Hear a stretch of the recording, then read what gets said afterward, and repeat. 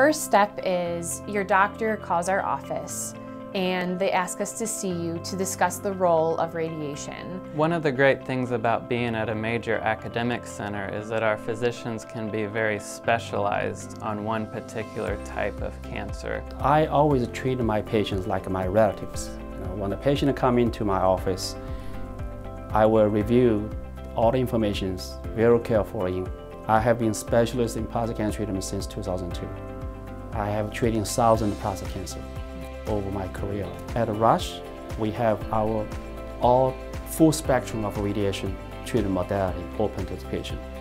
When the patient comes in to start their process of developing the plan, we gather a lot of information about them, primarily through CT scans or MRI scans. And the first step in that process is we have what's called fiducial markers placed. And these are very tiny seeds that go within the prostate. After that, we get an MRI scan, which is a high-definition picture of the prostate.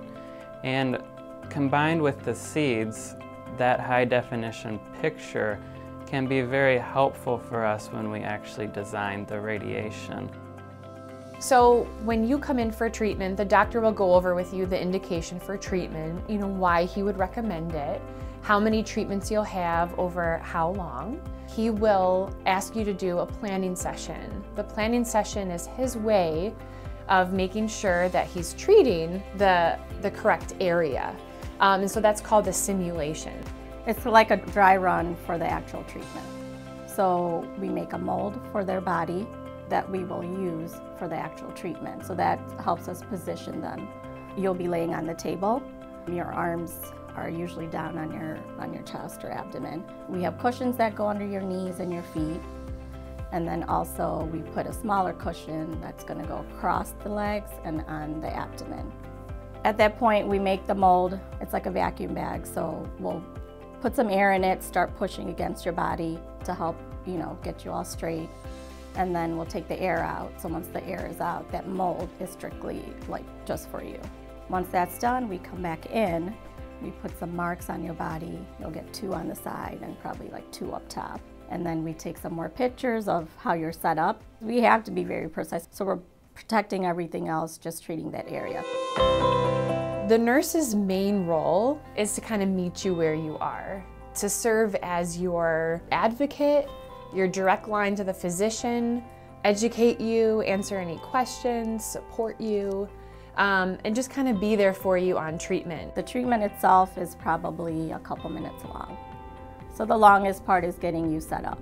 So you'll come in the room, we'll explain what's going to be happening in the actual treatment room, where you'll lay on that table and on that same mold that we made. We're not in the room when we do the actual treatment. But we have TV cameras and intercom systems so we can see and hear you at all times. If you want to bring your own music, we can hook it up outside. We have speakers in the room. Because of the high precision of newer technology, patients can get a complete treatment in maybe 5 treatments or 3 treatments. So when a patient wants to hear about external beam radiotherapy, I like to refer them to my colleagues in radiation oncology at Rush because of their excellence and their attention to detail. So you can bring family, especially to consultations and on-treatment visits, and that's a way for us to get to know your team and your family and have open lines of communication. If a patient comes back and say, Dr. Wang, great, got any problems? No, I have no problems. That's the most satisfaction you have received as a professional, right? So I want my patient, like my relatives, say, you come back and smiling to me.